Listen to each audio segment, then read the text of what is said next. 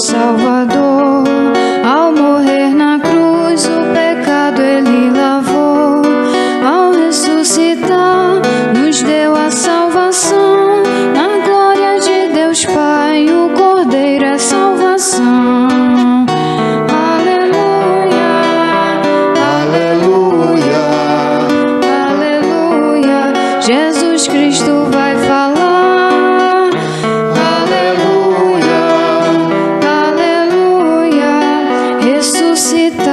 Cristo vive em nosso lar. O Senhor esteja convosco. Ele está no meio de nós. Proclamação do Evangelho de Jesus Cristo segundo Mateus. Glória a vós, Senhor.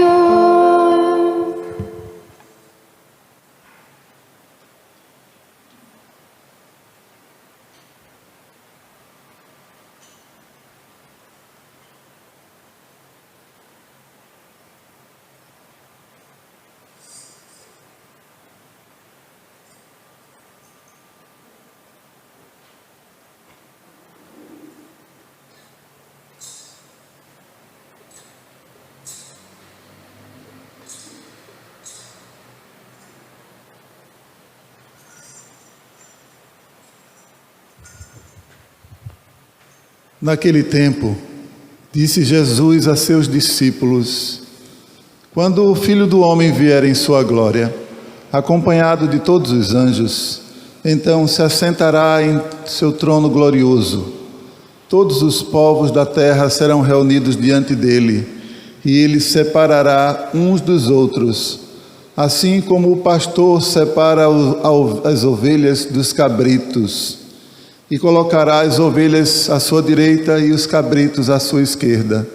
Então o rei dirá aos que estiverem à sua direita: vinde, benditos de meu Pai, recebei como herança o reino que meu Pai vos preparou desde a criação do mundo.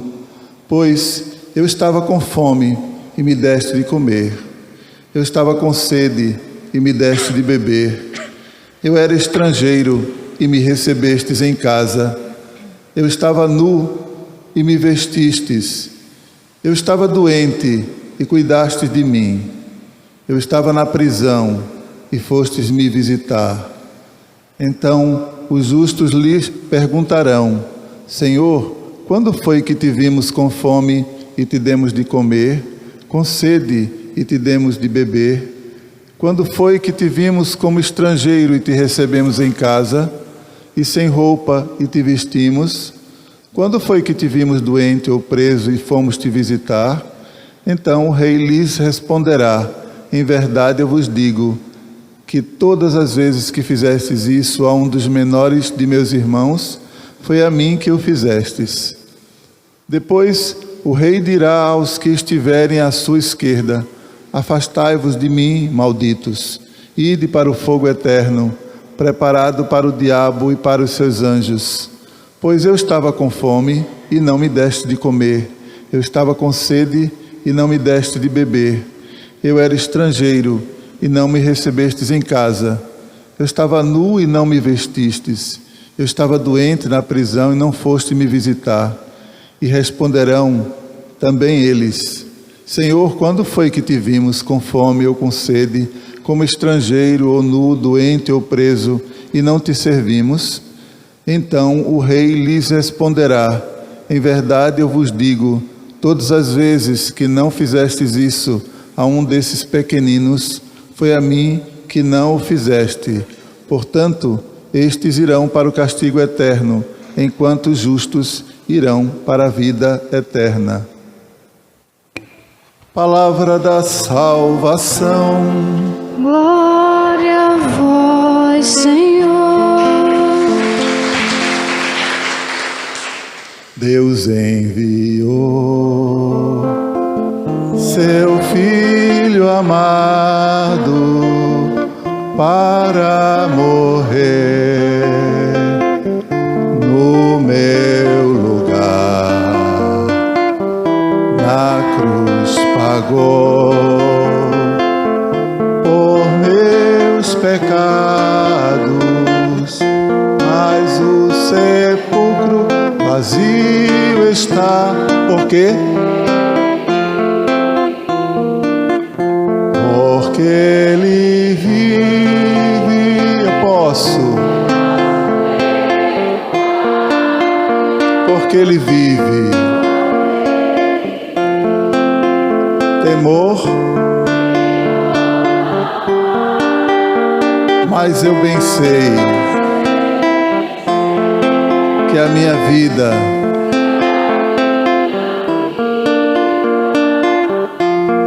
está nas mãos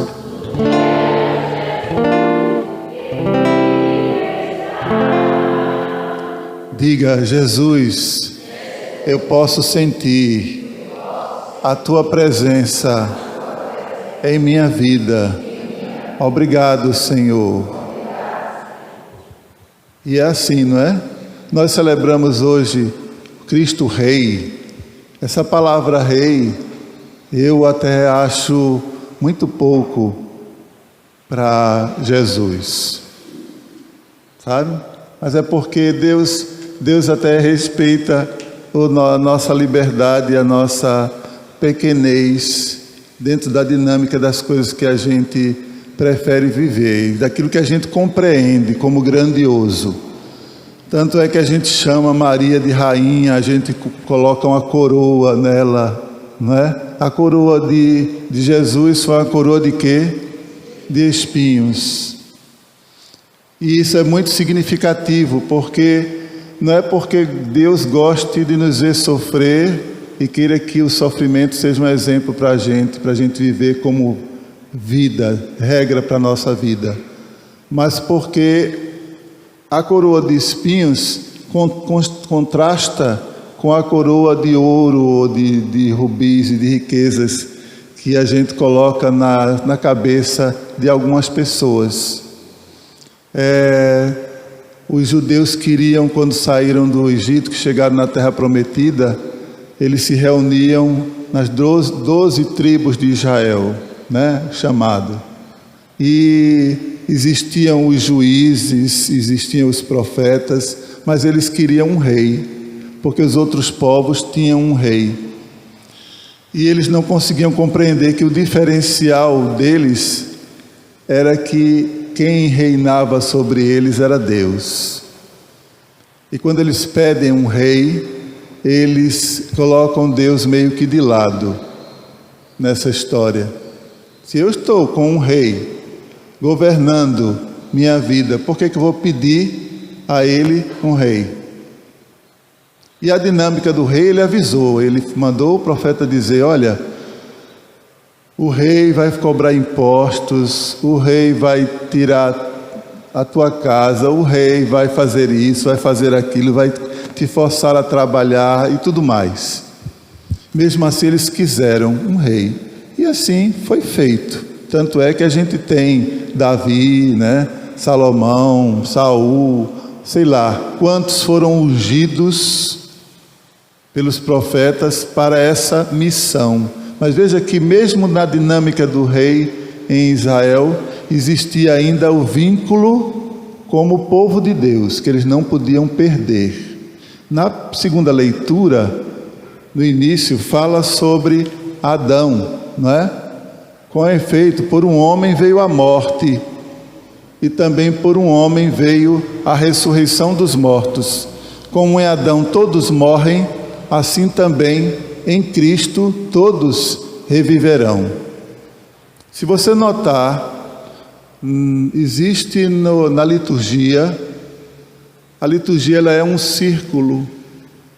A gente está num determinado momento desse círculo, que a gente diz que acaba o ano litúrgico, mas ao mesmo tempo o ano litúrgico não acaba, ele está começando.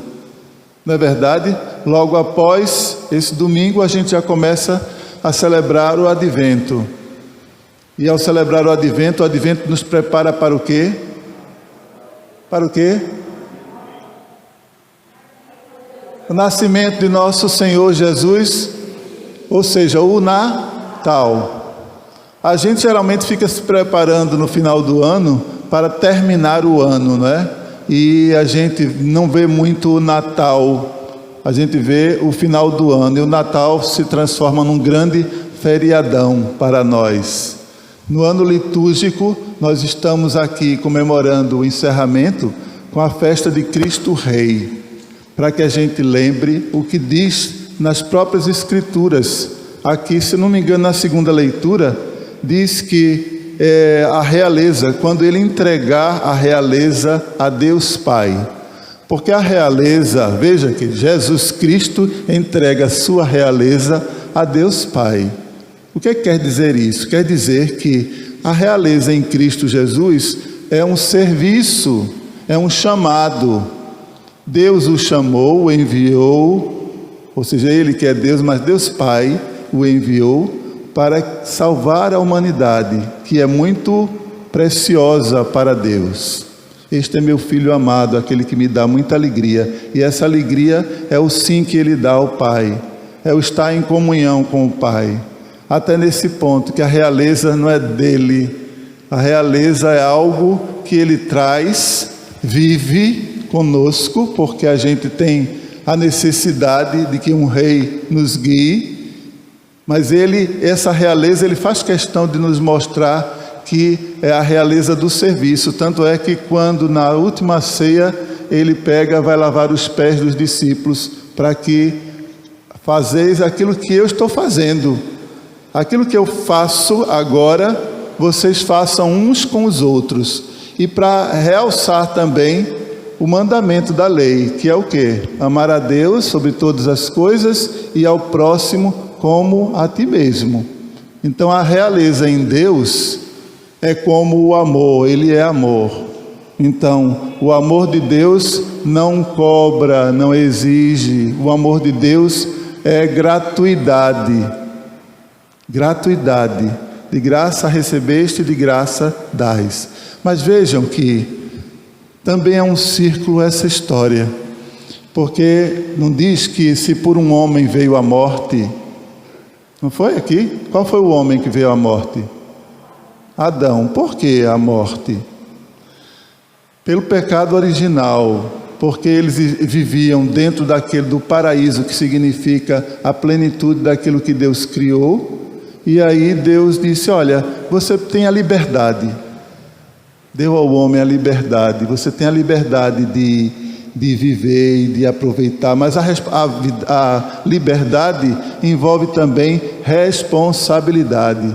Você é livre aqui, mas você é responsável pelo tudo aquilo que eu criei. Nós somos livres para viver esse mundo, para aproveitar do sol, da chuva, de tudo, mas somos responsáveis pela natureza. Quando a gente vê, por exemplo, a Amazônia queimando e vê aqueles animais morrendo, a gente não pode achar que aquilo ali é uma coisa normal, comum. Olhar como se não fosse com a gente. Entende? A gente deve ter o coração destroçado quando a gente vê, como aquela mulher que na TV apareceu, que estava cuidando lá, tentando apagar o fogo, e disse, olha, eu vi os pássaros tentando pousar nas árvores e não conseguiam. Os pássaros tentando pousar nas árvores e não conseguiam. E as lágrimas desciam dela. O que significa isso? Significa que dentro do coração dela ardia a dor de Deus. Porque Deus chora através de nós. Isso é exemplo, Jesus. Jesus chorou? Chorou. Jesus se compadece. A gente não pode deixar de se compadecer com as coisas ruins que acontecem. Não é verdade? A gente não pode deixar de se compadecer daquele homem que foi espancado até a morte no mercado.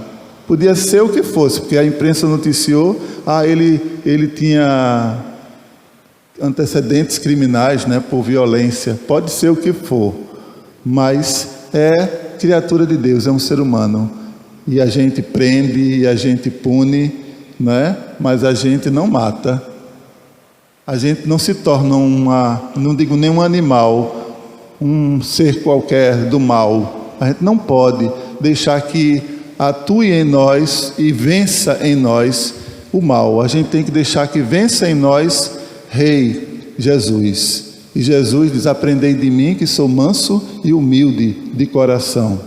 Então, quando a gente vê Adão desobedece e empreende em nós a força da morte.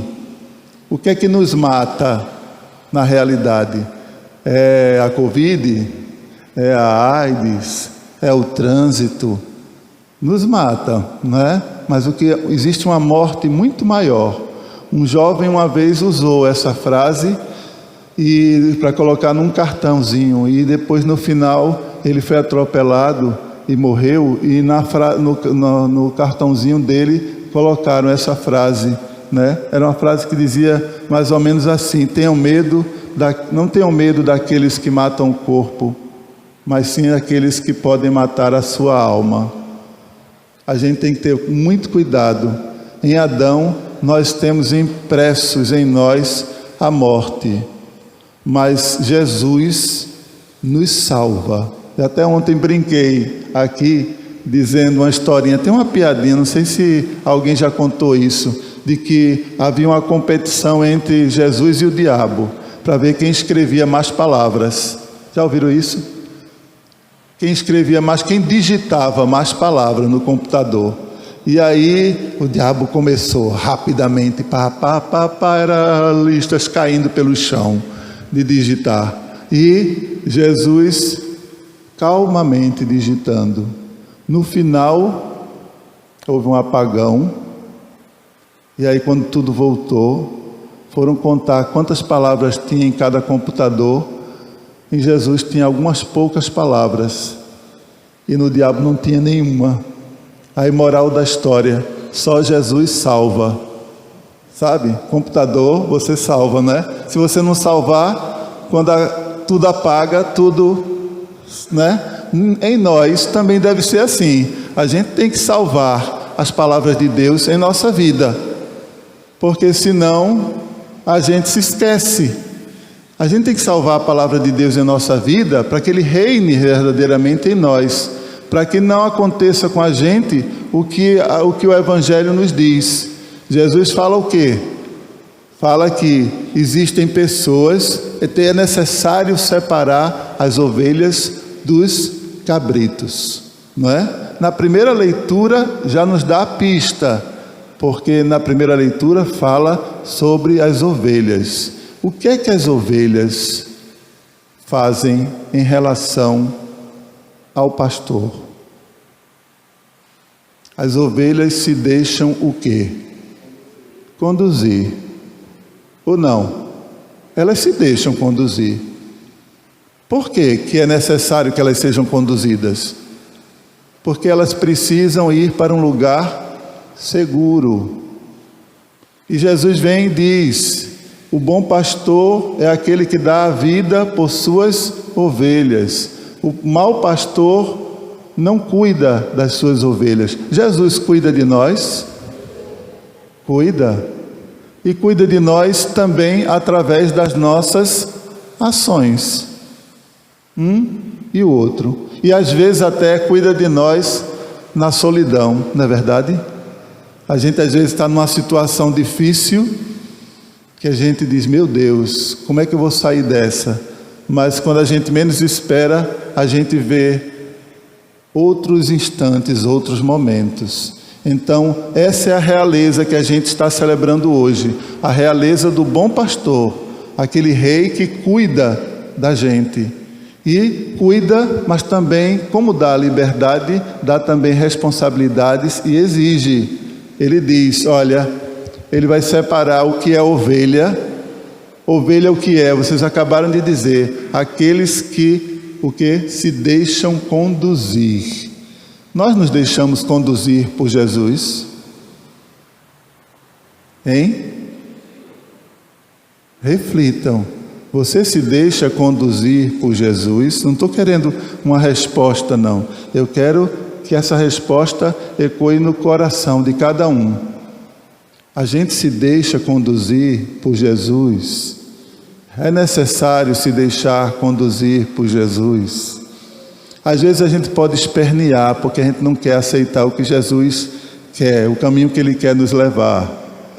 Mas a gente ganha muito mais quando a gente se deixa conduzir por Ele. E se deixar conduzir por Ele é o quê? Ele diz no Evangelho, Ele diz: eu tive fome, me deste de comer, eu tive sede, me deste de beber, né? Eu estava nu e me vestiste.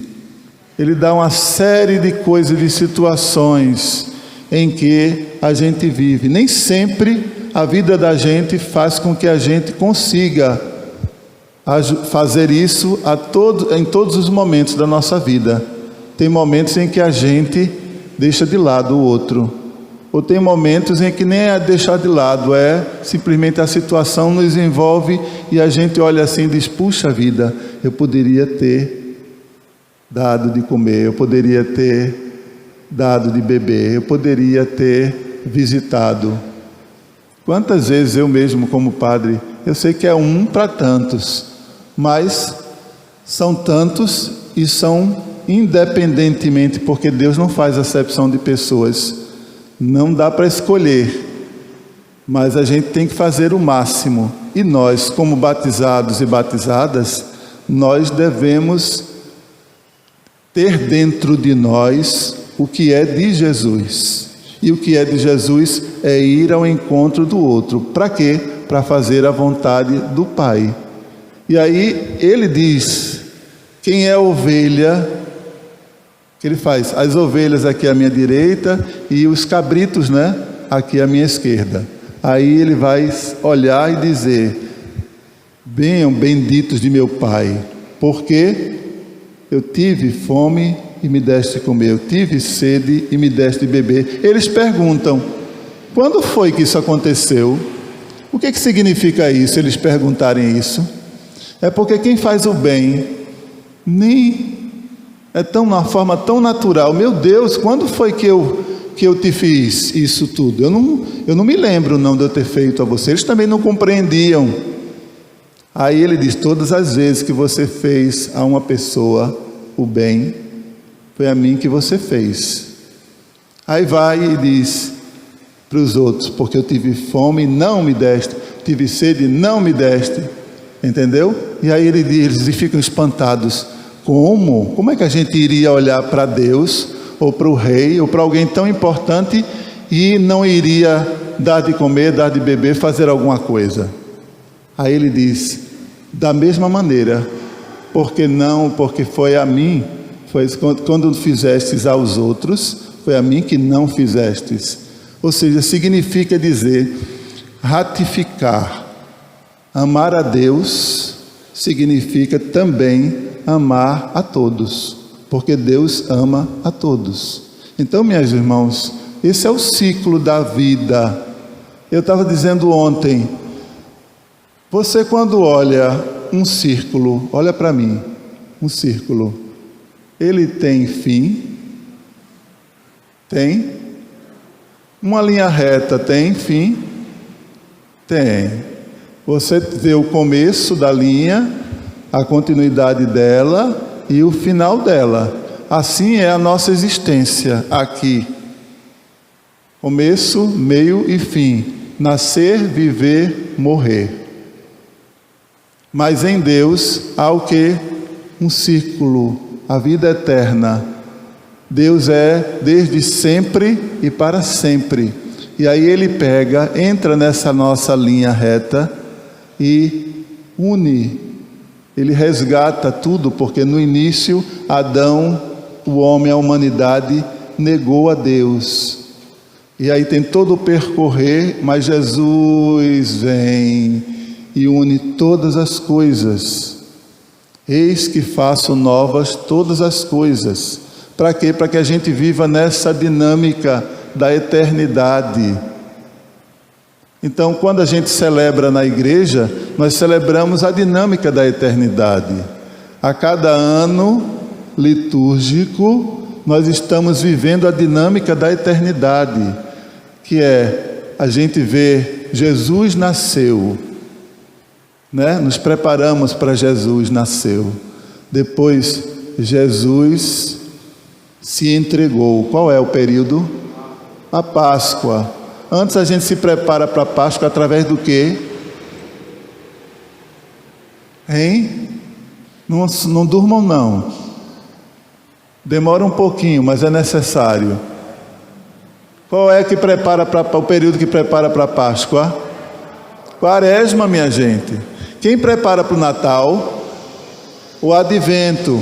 Nós vamos agora iniciar o tempo do Advento, se não me engano, 5 semanas. E aí prepara para o Natal, que é um outro tempo forte. Depois a gente passa pelo tempo comum, por aí, até chegar o tempo da Quaresma, que também é um tempo roxo, a gente bota até as vestes diferentes. E aí chega o tempo da Páscoa, que significa o quê? A entrega de Jesus. Jesus, a paixão, morte e ressurreição. Isso tem um significado. Isso tudo é um ciclo da nossa salvação. Através dele, nós deixamos de ser criaturas e somos filhos e filhas de Deus. Adotivos porque aceitamos o Filho de Deus como sinal da nossa vida, da nossa salvação. E quando chega nesse tempo que nós celebramos agora, a festa de Cristo Rei, nós dizemos a Ele: Tu reinas. Não só cantamos, mas que a gente possa hoje dizer: Jesus, reina em minha vida. Diga. Coloca a mão em teu coração. Fecha os olhos. Diz: Jesus, reina em minha vida. Mais uma vez. Agora diga: Jesus, reina na minha casa.